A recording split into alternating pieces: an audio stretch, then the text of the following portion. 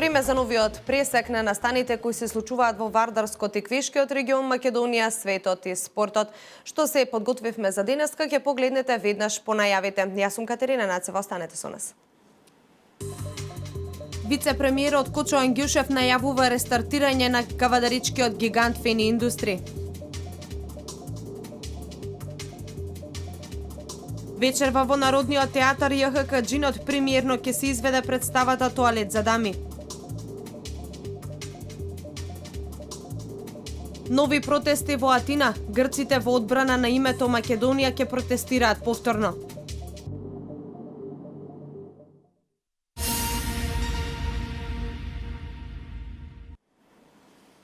Вице-премиерот Кочо Ангјушев најави рестартирање на кавадаричкиот гигант Фени Индустри. Тој денеска на новинарско прашање потврди дека една компанија има уплатено депозит и во моментов се преговара комбинатот да започне со работа за краток период. Идната недела Фени најверојатно ќе почне да работи. Ова е став на вице-премиерот Кочо Ангјушев. Тој денеска на новинарско прашање потврди дека една компанија има уплатено депозит и во моментов се преговара комбинатот да стартува. Ангјушев вели дека проблемот ќе се решава во два чекора. Првиот ќе биде закуп на опремата за да се обезбеди опремата да работи, вработените да одат на работа и да остваруваат приход. Ангјушев потенцира дека владата има само ингеренции да ја следи состојбата и да ги охрабрува сите инвеститори, а дека целата работна активност во комбинатот ја реализира стечајниот управник, кој всушност го распише јавниот оглас. Во ноември минатата година Фени Индустри отиде во стечај. Најголеми доверители се 3 комерцијални банки. Нив комбинатот им должи 40 милиони евра, кон други доверители долгот е 20 милиони евра. Во Фени работеа 850 работници, а денеска сите имаат статус на стечени работници.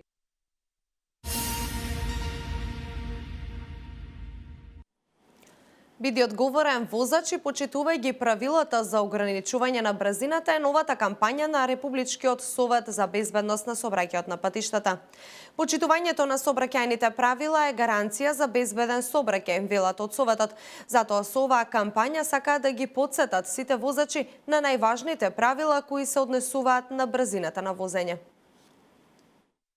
Брзината и брзото возење се критичен ризик фактор за предизвикување на сообраќајни незгоди со повредени и загинати лица. Секое стискање на педалата за газ значи и повеќекратно зголемување на ризикот и опасностите за предизвикување на сообраќајна незгода со тешки последици, пишува Републичкиот совет за безбедност на сообраќајот на патиштата.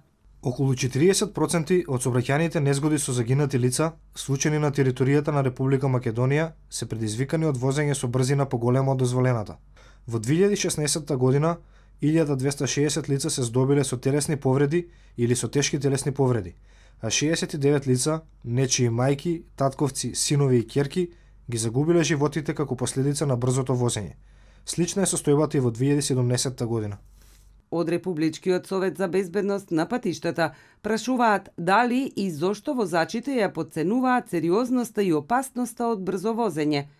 Истражувањата покажале дека 86% од возачите во одредени услови го управувале автомобилот со зголемена брзина од дозволената, а секое непочитување на правилата за ограничувањето на брзината представува закана за безбедноста на сообраќајот.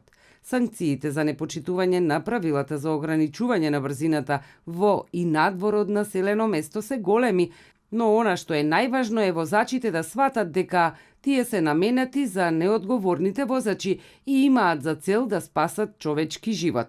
Републичкиот совет апелира до возачите да бидат одговорни и да ги почитуваат правилата за ограничување на брзината.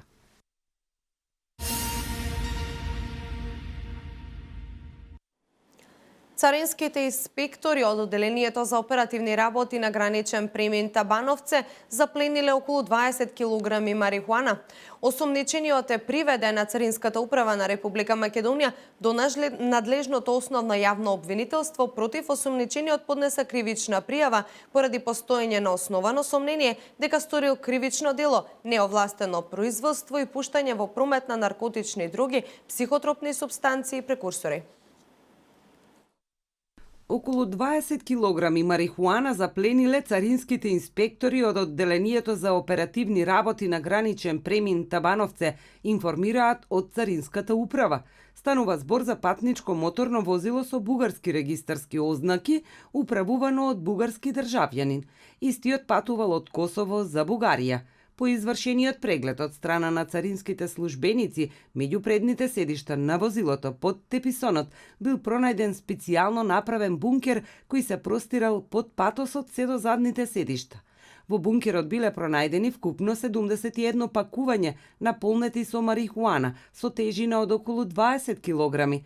Марихуаната требало да биде пренесена до наркопазарите во земјите од Западна Европа. Вредноста на запленетата наркотична дрога при продажба на големо би достигнала вредност од околу 40.000 евра. Царинската управа на Република Македонија до надлежното основно јавно обвинителство против осомничениот поднесе кривична пријава поради постоење на основано сомнение дека сторил кривично дело неовластено производство и пуштање во промет на наркотични дроги, психотропни супстанции и прекурсори. Судијата на претходна постапка на осомничениот му изрече мерка притвор во трајање од 30 дена.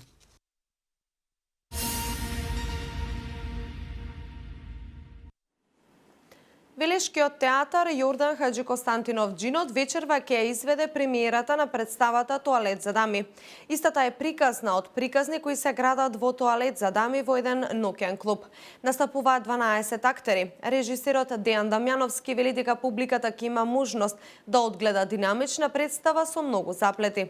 Сценографијата во Тоалет за дами е на Филип Коруновски, музиката на Сашко Костов, а костумите се дело на Катерина Чукниева.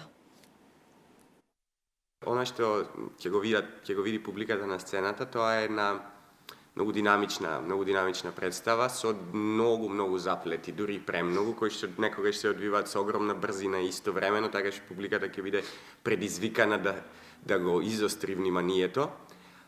Внатре се мешаат различни чувства, почнувајќи од комедија, представата започнува како комедија, па започнуваат да се откриваат нивните лични драми, односи и така натаму, така што станува еден многу комплексен систем на односи и на карактери. Исто така, она што е специфично е дека представата се игра на голема сцена, но публиката е многу близу. Тоа е многу близу и со самиот тој факт станува малце за помал број на публика секоја изведба. Тоа не е заради хир некаков, нели? Туку затоа што сакавме да го доживее публиката, да го доживее чувството како да е внатре со ликовите, практично да се добие еден своевиден реализам на односите. Ќе видите тоа дека тоа се одразува и во визуелното сценографското решение на Филип и костимографското на Кате, како и во аудио решението. Значи ние цело време имаме чувство дека као низ некој стаклен зид гледаме внатре што се случува во тоа ВЦ. Така што за да се добие тој впечаток бе скоро невозможно ако се направи, нели, ако се стави публиката во салон. Во името на таа, како да кажам, естетско решение, решивме дека најдобро ќе биде така.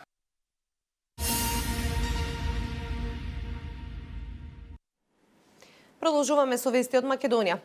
Министерството за надворешни работи на Република Македонија традиционално со комеморативна церемонија го одбележа 27 јануари, меѓународниот ден на сеќавање на жртвите на Холокаустот, и им оддава почит на сите жртви на Холокаустот, вклучувајќи ги 7144 евреи од Македонија. По тој повод, денеска во просториите на Министерството се одржа комеморативна церемонија, на која во уведни обраќања има Министерката за образование и наука на Република Македонија, господја Рената Десковска, и председателката на еврејската заедница во Република Македонија, господја Берта Романо Николик. На настанот своји обраќања има и амбасадорите на Обединетото кралство Чарлс Гарет и на Сојузна Република Германија Томас Герберих, шефот на мисијата на ОПСЕ Нина Сумланен, како и директорот на организацијата Центропа од Виена. На иницијатива на Министерството за надворешни работи, Утре во просториите на клубот на пратеници во Скопје ќе се одржи координативен состанок на представниците на државно-политичкиот врв, на која ќе се разгледува иницијалната рамка за решавање на разликата околу името, која ја предложи личниот представник на генералниот секретар на Обединетите нации Метју Нимец на 17 јануари во Њу Јорк, информира МНР. На состанокот, предвиден да започне во 18 часот, ќе учествуваат председателот на Република Македонија Ѓорѓе Иванов, председателот на владата на Република Македонија Зоран Заев, министерот за надворешни работи на Република Македонија Никола Димитров, председателот на ВМРО ДПМН Христијан Мицковски и председателот на ДУИ Али Ахмети.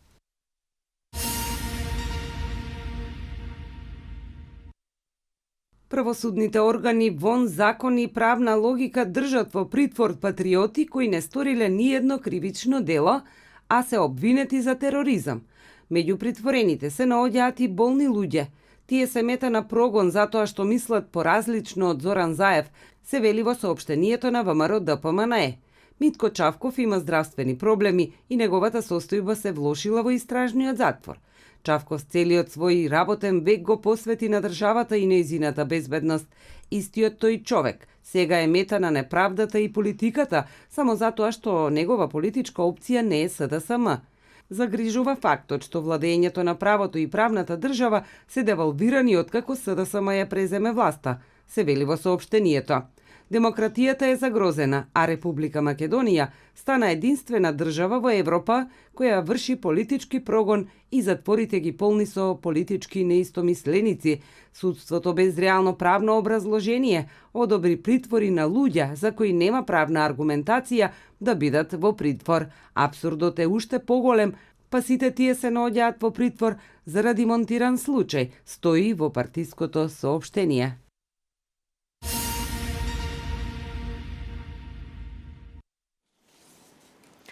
Во Берлин започна и официјалните преговори за формирање на нова коалициона влада. Канцеларката Ангела Меркел рекла дека е оптимист и дека преговорите со Социјалдемократската партија нема да траат долго.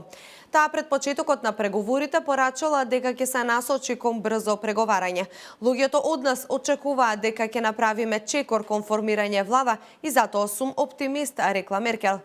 Лидерот на социјалдемократите Мартин Шулц исто така пред почетокот на преговорите рекол дека на Европската унија е потребно Германија повторно да ја заземе водечката улога во блокот во рамки на меѓународните предизвици. Веќе 4 месеци поминаа од изборите, а земјата засега ја води голема коалиција. Вестиот светот. Меѓународната заедница треба да го поддржи развојот на земјите од Западен Балкан и на тој начин Европската унија ќе ја исправи неправдата, рече бугарскиот премиер Бојко Борисов во своето обраќање на Светскиот економски форум во Давос. Постои неправда која Европа треба да ја исправи. Западен Балкан. Тие земји даваат се од себе за да ги исполнат барањата кои им се поставени пред нив. А ние, како нивни соседи, партнери, земји на Европската унија, исто така би требало да направиме што е потребно за да се напредува во нивната интеграција. Борисов нагласува дека сега, кога балканските земји се подготвуваат за членство во НАТО и Европската унија, неопходно е да се поддржи нивниот развој во инфраструктурата, комуникациите, енергетиката и екологијата. Борисов потенцира дека бенефитот ќе го почувствувала цела Европа.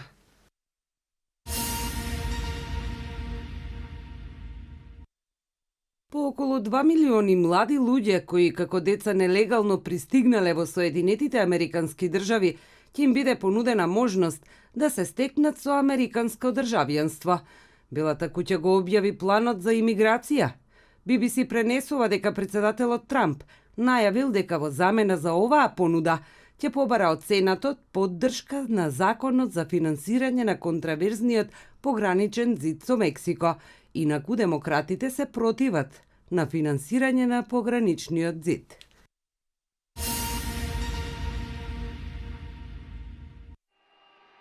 По Солун, грците во одбрана на името Македонија ќе протестираат и во Атина. На плоштадот Синтагма на 4 февруари закажан е нов протест. Организатори се организации и здруженија од диаспората кои формирале координативен комитет за организација и повик на масовно учество, пренесуваат тамошните медиуми. Во соопштението испратено до јавноста, организаторите го повикувале грчкиот народ да продолжи во неговата борба, бидејќи, како што наведуваат, територијалниот интегритет на Грција бил под закана.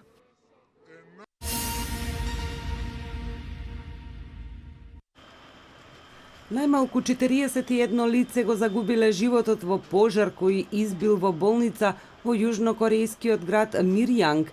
Медицински извори наведуваат дека се повредени повеќе од 130 луѓе, меѓу кои има повеќе кои се во критична состојба.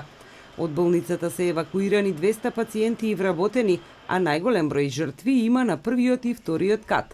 Се верува дека пожарот избил во соба за итни случаи на одделението за кардиологија. Председателот на Јужна Кореја Мун Џаe Ин свикал итен состанок со најблиските соработници и ја повикал владата да ги преземе најнеопходните мерки да им се помогне на загрозените. Агенцијата Јонхан истакнува дека ова е пожар со најголем број жртви во последната деценија во Јужна Кореја. Пожарот избил околу 7:30 часот по локално време на првиот кат на болницата Седжонг. Истиот е ставен под контрола по неколку часа, соопштил шефот на противпожарната служба во Мирјанг. Мирјанг се наоѓа на околу 270 километри југоисточно од престолнината Сеул. Associated Press наведува дека засега не е позната причината за пожарот.